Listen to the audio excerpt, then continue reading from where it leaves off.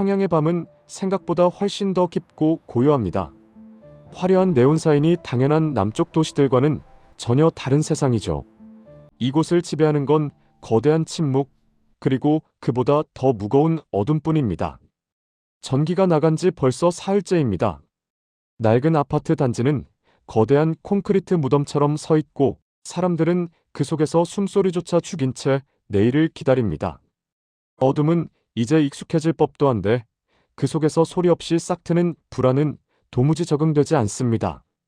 사람들은 평양을 혁명의 수도라 부르며 찬양하지만 해가 지고 나면 이곳은 그저 거대한 그림자의 감옥일 뿐입니다. 가로등 하나 켜지지 않은 거리는 마치 텅 빈 동굴 같습니다. 가끔 지나가는 순찰차의 전조등만이 날카로운 칼날처럼 어둠을 가를 뿐이죠.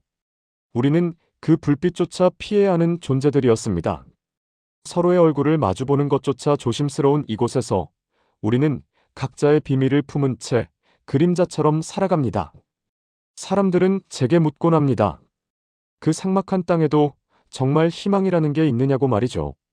하지만 솔직히 말씀드리면 이곳에서 희망은 사치이자 위험한 독약입니다.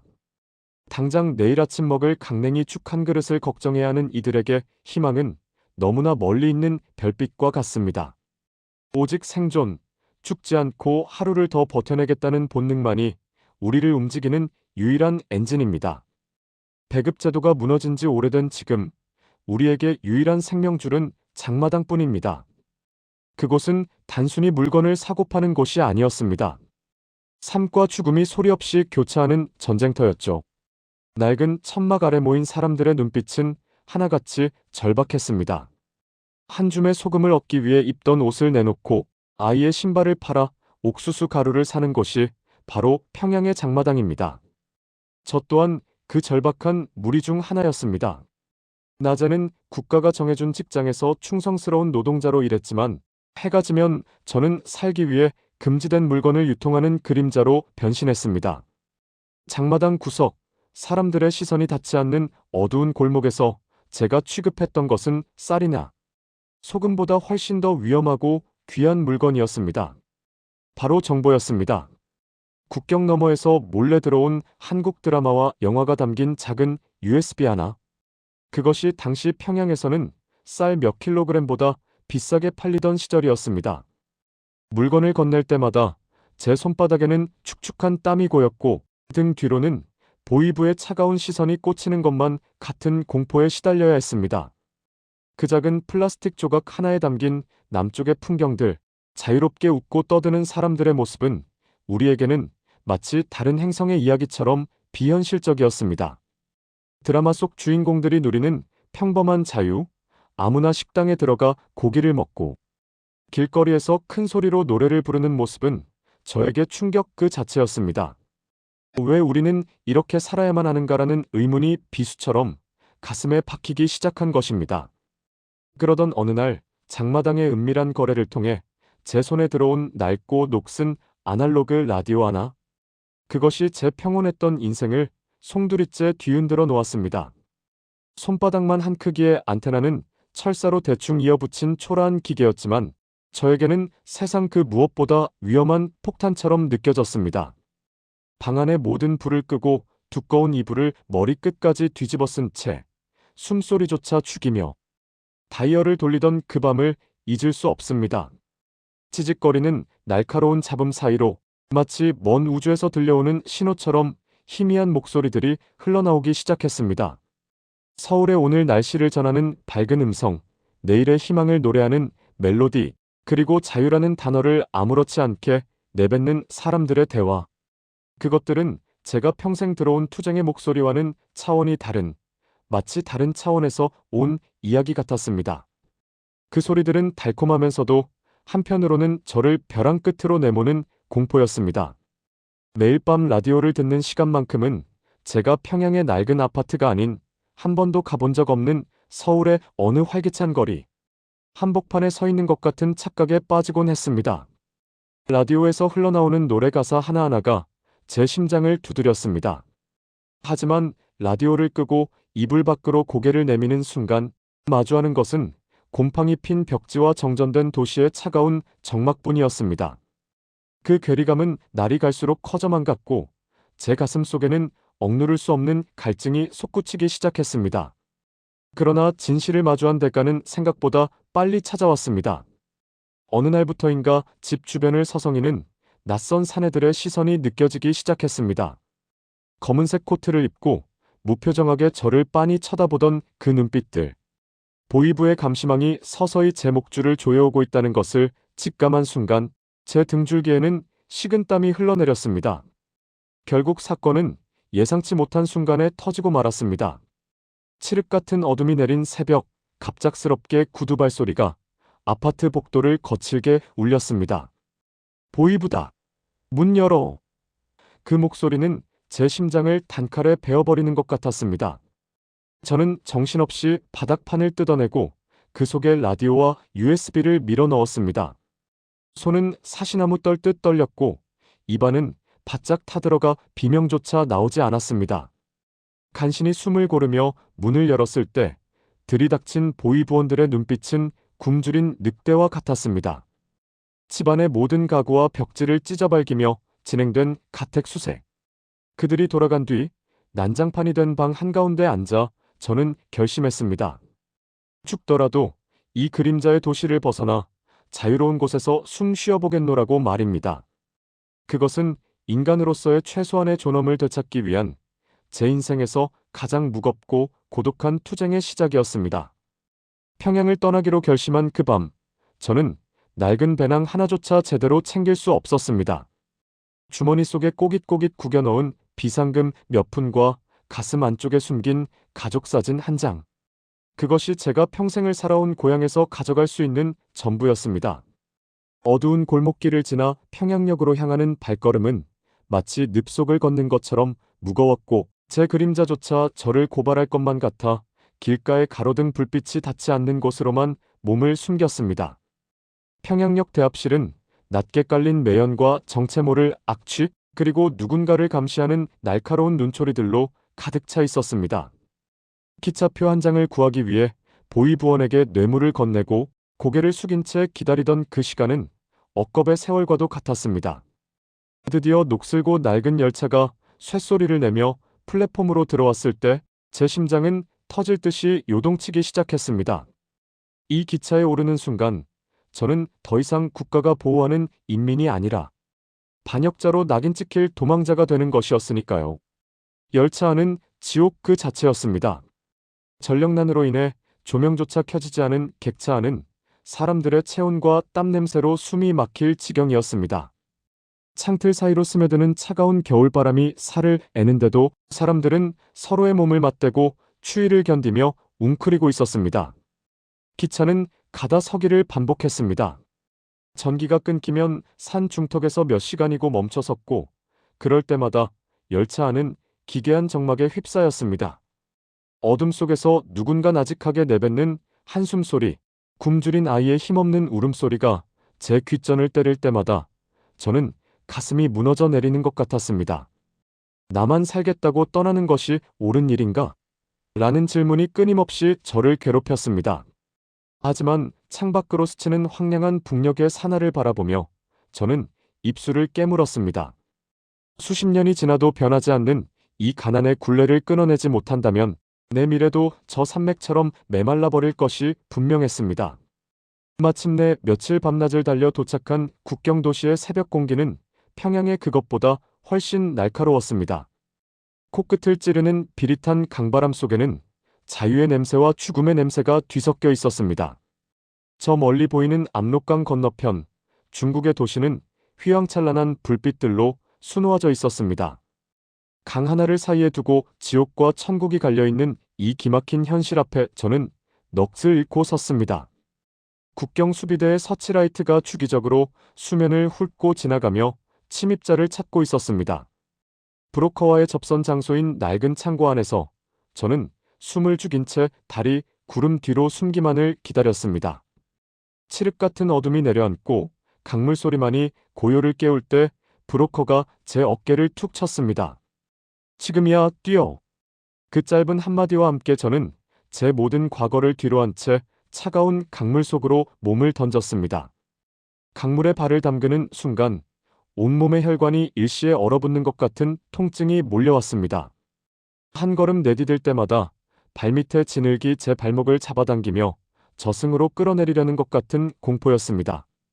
강물 소리는 평소보다 수십 배는 더 크게 들려왔고 그 파도 소리 사이로 국경 수비대의 거친 숨소리가 들리는 것만 같아 고개를 들 수 없었습니다. 저는 최대한 몸을 낮추고 검은 강물과 하나가 되기 위해 소리 없는 비명을 지르며 나아갔습니다. 허리춤까지 차오른 물살은 생각보다 훨씬 거셌습니다. 강 한복판에 이르자 중심을 잡기조차 힘들었고 물살에 휩쓸려 하류로 떠내려가는 순간 모든 것이 끝난다는 생각에 손가락 끝이 하얗게 질리도록 옷자락을 움켜쥐었습니다. 등 뒤에서 날카로운 탐조등 불빛이 수면을 훑으며 지나갔습니다. 저는 본능적으로 물속에 코끝만 내놓은 채 숨을 참았습니다. 1초가 1년처럼 느껴지는 영겁의 시간 동안 머리 위를 지나는 강렬한 빗줄기가 사라지기만을 기도하고 또 기도했습니다. 간신히 빛이 멀어지고 다시 움직이려 할 때 멀리서 탕하는 소리와 함께 허공을 가르는 총성이 들렸습니다. 제 심장은 그 자리에 멎어버린 것 같았습니다. 누구를 향한 총성이었는지 알 수 없었지만 저는 미친 듯이 팔다리를 휘저으며 앞으로 나아갔습니다. 진흙탕에 무릎이 깨지고 날카로운 돌에 발바닥이 찢겨나갔지만 통증조차 느껴지지 않았습니다. 오직 저 건너편의 어두운 해안가, 그곳에 닿아야 한다는 일념 하나가 제 빈약한 생명을 지탱하고 있었습니다. 마침내 손끝에 질척이는 중국 땅에 흙이 닿았을 때 저는 그 자리에 엎드려 오열 섞인 숨을 몰아쉬었습니다. 하지만 안도는 사치였습니다.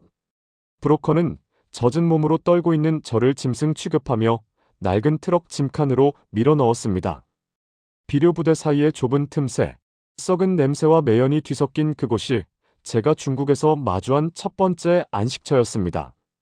밖에서 들리는 낯선 중국어 소리들은 저를 다시 북으로 돌려보낼 공안의 경고처럼 들려왔습니다. 도착한 곳은 어느 이름 모를 시골 마을의 낡은 지하방이었습니다. 햇빛 한 줌 들지 않는 그곳에서 저는 보름 동안 갇혀 지냈습니다. 문은 밖에서 잠겨 있었고 브로커는 하루에 한 번 굳은 만두 몇 알과 물 한 컵을 던져줄 뿐이었습니다. 좁고 습한 방 안에서 저는 처음으로 거울을 보았습니다. 퀭한 눈자 위와 덥수룩하게 자란 수염. 거울 속에 비친 것은 사람이 아니라 쫓기다 지친 들개 한 마리였습니다. 중국 공안의 단속이 심해졌다는 소식이 들릴 때마다 심장이 오그라드는 것 같았습니다. 밖에서 사이렌 소리가 들리면 저는 구석진 곳에 몸을 웅크리고 숨을 멈췄습니다. 누군가 문을 두드리는 환청에 시달리며 저는 제가 넘은 강이 자유로 향하는 다리가 아니라 더 거대한 감옥으로 향하는 입구였다는 사실을 뼈저리게 느꼈습니다. 하지만 그 지옥 같은 기다림 속에서도 제 손을 잡아준 것은 가족 사진이었습니다.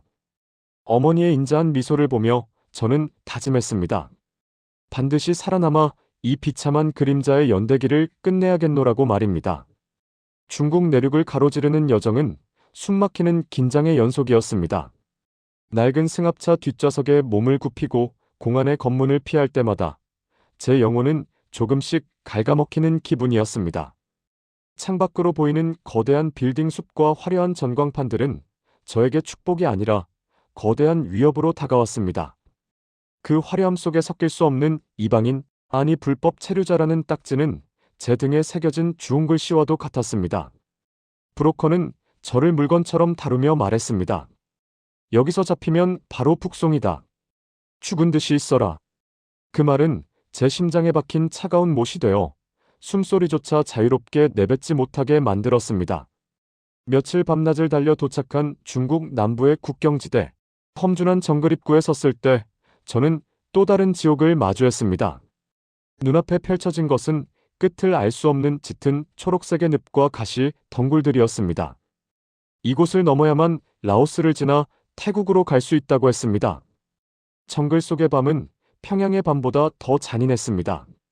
이름 모를 벌레들이 살점을 파고들고 눅눅한 흙냄새가 코를 찔렀습니다.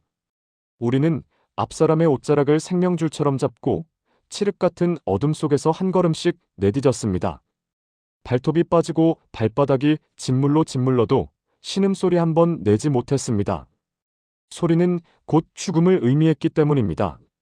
함께 걷던 여인이 기력이 다해 쓰러졌을 때 우리는 서로의 얼굴을 차마 쳐다보지 못했습니다. 그녀를 도와줄 여유조차 우리에게는 없었습니다. 누군가 나직하게 흐느끼기 시작했지만 가이드는 매정한 손짓으로 앞을 가리킬 뿐이었습니다. 인간으로서의 존엄이 바닥까지 내려앉는 순간이었습니다. 자유가 무엇이기에 이토록 처참하게 기어가야 하는가라는 근원적인 질문이 제 머릿속을 맴돌았습니다. 저는 진흙탕에 코를 박고 기도했습니다.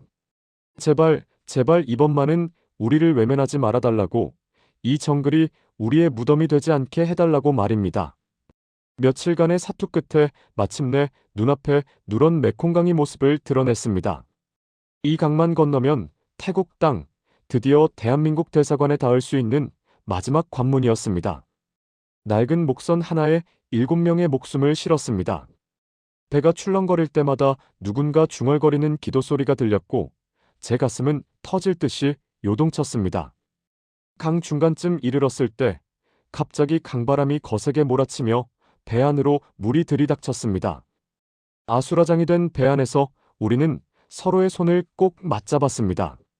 생전 처음 보는 남남이었지만 그 순간만큼은 세상에서 가장 끈끈한 혈육보다 더 깊은 유대감을 느꼈습니다. 마침내 손끝에 태국 쪽 기슭에 진흙이 닿았을 때 저는 강물에 젖은 채로 엉금엉금 기어올라 땅에 입을 맞추었습니다. 태국 경찰서 앞에 섰을 때 저는 난생 처음으로 안도의 눈물을 흘렸습니다. 수갑이 채워지는 순간이었지만 역설적이게도 그 쇠붙이의 감촉이 저에게는 가장 달콤한 자유의 증표였습니다. 대한민국 대사관 직원을 마주하고 대한민국 국민이 되고 싶다는 의사를 밝혔을 때 가슴속 깊은 곳에서 뜨거운 것이 울컥 치밀어 올랐습니다. 비행기 트랩을 밟는 순간 발밑의 공기가 달라진 것을 느꼈습니다. 인천공항의 불빛이 보이기 시작하자 기내 여기저기서 훌쩍이는 소리가 들려왔습니다. 마침내 바퀴가 활주로에 닿았을 때 누군가 작게 살았다고 은조렸습니다. 그 입국 심사관의 환영 인사는 그 어떤 음악보다 아름다웠습니다. 이곳은 제 조상이 살던 땅이자 제가 죽을 때까지 지켜야 할 새로운 고향이었습니다. 서울에서의 첫 직장은 구로 근처의 작은 물류창고였습니다. 하루 종일 무거운 박스를 나르고 숫자를 기입하는 일이었지만 내 손으로 벌어들인 정당한 대가가 통장에 찍히는 것을 보았을 때의 전율을 잊을 수 없습니다. 평양에서는 국가가 정해준 직장에서 배급표를 기다려야 했지만 이곳에서는 내가 땀 흘린 만큼의 자유가 숫자로 환산되어 돌아왔습니다. 퇴근길 편의점에 들러 시원한 음료수 하나를 고민 없이 집어들 때마다 내가 정말로 사선을 넘어왔다는 사실을 실감하곤 했습니다. 하지만 남한 사회의 속도는 평양 청년인 저에게 너무나 가혹할 정도로 빨랐습니다. 사람들은 스마트폰 하나로 세상을 움직이고 알 수 없는 외래어 섞인 농담을 주고받으며 웃었습니다. 저는 그 무리 속에 섞여 있으면서도 가끔 투명 인간이 된 기분이 들었습니다. 억양을 숨기려 애쓰며 조용히 밥만 먹던 날들이 많았습니다. 동무라는 말 대신 저기요라는 말이 입에 붙기까지 제 안의 수많은 벽을 허물어야 했습니다. 가장 견디기 힘든 것은 평양에 두고 온 가족에 대한 그리움과 죄책감이었습니다. 밤마다 천장을 바라보며 어머니의 얼굴을 그렸습니다. 제가 떠난 뒤 보위부에 끌려가시지는 않았을까, 굶주림의 기력을 잃지는 않으셨을까 하는 걱정이 독화살처럼 가슴을 찔렀습니다. 나만의 화려한 불빛 아래서 배부르게 먹는 밥 한 끼가 때로는 죄악처럼 느껴졌습니다. 저는 제가 겪은 일들을 하나둘씩 기록하기 시작했습니다. 평양의 차가운 밤 공기, 장마당의 절박한 눈빛들, 그리고 목숨을 건 넘었던 강물의 감촉을 잊지 않기 위해서였습니다. 이제 저는 더 이상 숨지 않습니다. 제 말투를 신기해하는 사람들에게 당당히 말합니다. 저는 평양에서 왔고 자유를 찾아 사선을 넘은 대한민국 국민이라고요. 가끔은 차가운 시선에 상처받기도 하지만 그보다 더 많은 따뜻한 손길이 저를 응원해주고 있음을 압니다. 제가 운영하는 채널 평양의 그림자는 보이지 않는 곳에서 신음하는 제 고향.